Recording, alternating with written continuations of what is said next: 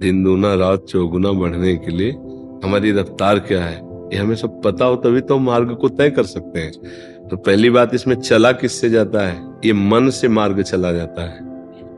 आप आरती कर रहे हो, आपका चिंतन कुछ और चल रहा है। आप भोग लगा रहे हो, आपका चिंतन कुछ और चल रहा है। आप समझ रहे हो आप पूजा कर रहे हो, ये अधूरी है, इससे कोई लाभ, आंतरिक आध्यात्मिक जल्दी लाभ मिलने वाला नहीं है। अपनी जो दौड़ है वो उल्टा है, बैक टू पवेलियन। अपनी हर इंद्रियों को बैक करो, अंदर लाओ और हृदय में कैद कर लो। पूरे जीवन की तुम्हें सार बात बता रहे हैं, बस इसको पकड़ लो। ना पैसा लगता है, ना कोई जान पाएगा, और ऐसी उन्नति होगी भाई, पक्का। और ये करना कठिन है और सब कुछ कर सकते हो। हर्ष जी राजस्थान से। श्री हरिवंश महाराज जी। महाराज जी, भक्ति किस प्रकार दिन दूनी रात चौगुनी बढ़ाई जा सकती है? पहले हमको मार्ग तो पता होना चाहिए ना, हमको कहाँ जाना है, कितने मोड़ हैं, किस जगह से कहां से भटकाव हो सकता है, फिर हमारी रफ्तार क्या है। दिन दूना रात चौगुना बढ़ने के लिए हमारी रफ्तार क्या है, ये हमें सब पता हो तभी तो हम मार्ग को तय कर सकते हैं। तो पहली बात, इसमें चला किससे जाता है? ये मन से मार्ग चला जाता है, मन से। ठीक है, मार्ग क्या है? भगवान का निरंतर स्मरण करना सबसे पहला मार्ग का स्वरूप है।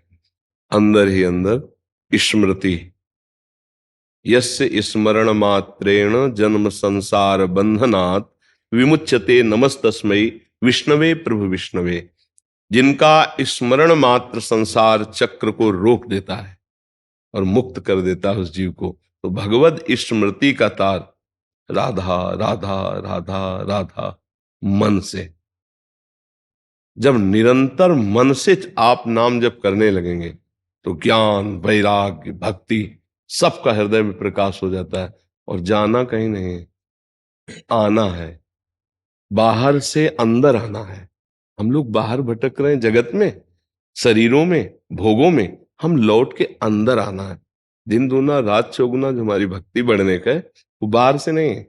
हम ज्यादा बाहर से इन बातों का महत्व नहीं देते क्योंकि खूब समझ बूझ कर बोल रहे हैं। आप आरती कर रहे हो, आपका चिंतन कुछ और चल रहा है। आप भोग लगा रहे हो, आपका चिंतन कुछ और चल रहा है। आप समझ रहे हो आप पूजा कर रहे हो, ये अधूरी है, इससे कोई लाभ, आंतरिक आध्यात्मिक जल्दी लाभ मिलने वाला नहीं है। आप पैसा कमा रहे हो, दूसरे को दान कर रहे हो, ये सब सांसारिकता के अंतर्गत है। शुभ और अशुभ दो प्रकार के कर्म है। ये अध्यात्म नहीं है, भक्ति नहीं है। भक्ति का शुद्ध स्वरूप समझना है। एक श्लोक में भगवान अपनी प्राप्ति का स्वरूप बता रहे हैं। क्या स्वरूप बताए? बोले अनन्य चेता सततम यो माम स्मरति नित्यशः तस्याहम सुलभा पार्थ सुलभा, अहम सुलभा तस्याहम सुलभा पार्थ नित्य युक्तस्य योगिना। उसे भगवान ने नित्य युक्त योगी कहा है, जो निरंतर भगवान का चिंतन करता है। देखो, जप अलग चीज हो गई, माला और सब, पूजा अलग चीज हो गई, ये सब क्रियाएं। यहां जो बात समझनी वो अंदर की बात है।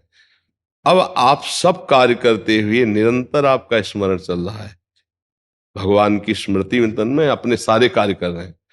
अब ये दिन दूना रात चौगुना आपकी भक्ति बढ़ाती चली जाएगी।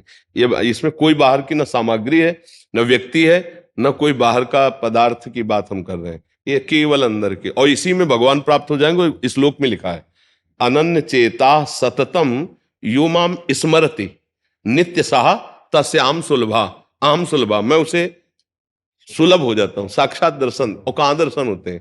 पहले यहां होते हैं, फिर बाहर होते हैं। जिधर देखो उधर वही नजर आते हैं। आपकी समझ में आ रहा है? स्मरण का अभ्यास बनाओ।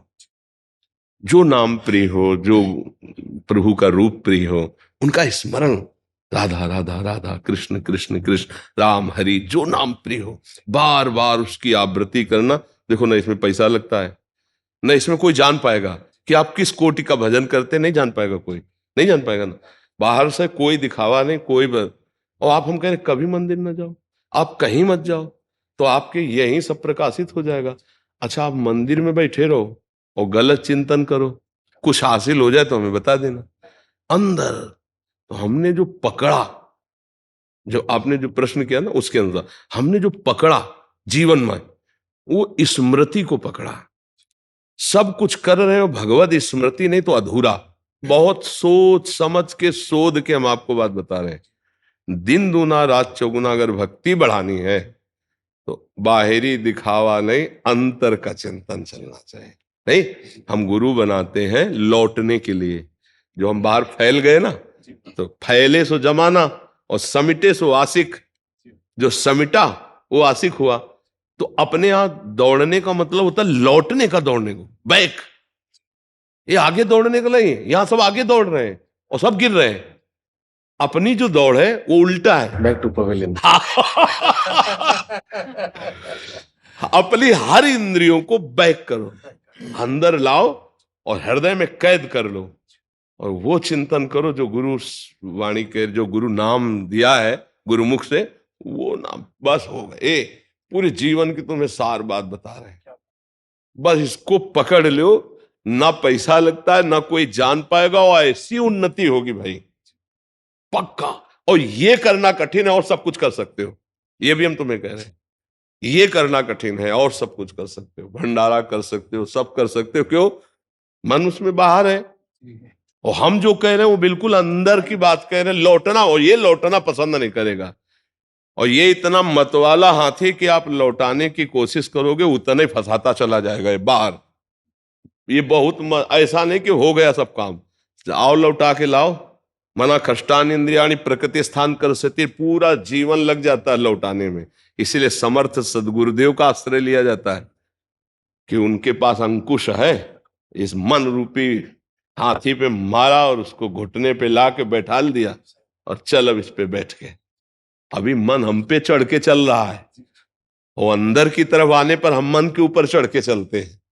इतना अंतर है। तो इसीलिए जब आपने पूछा दिन दूना रात चौगुना, तो ये है क्षेत्र। दिन दूना रात चौगुना आपकी भक्ति बढ़ेगी। प्रभु, मन में श्री हित हरिवंश श्री राधा वल्लभ चलता रह रहा है और सब आप ही के आशीर्वाद से चल रहा है। और अब कभी कहना नहीं, जो चल रहा है उसको कभी कहना नहीं, जो चलाना है उसको भले पूछ ले। अपनी जो स्थिति कभी व्यक्त ना करे कि मेरे तो ऐसा, वो यहाँ ठीक है एक बार कह दिया, अब कभी मत कहना। आगे जो आपको परेशानी हो वो प्रश्न कर सकते हैं कि उसके चलाने में हमको क्या परेशानी हो सकती है, उसकी सुरक्षा हमारी क्या हो सकती है।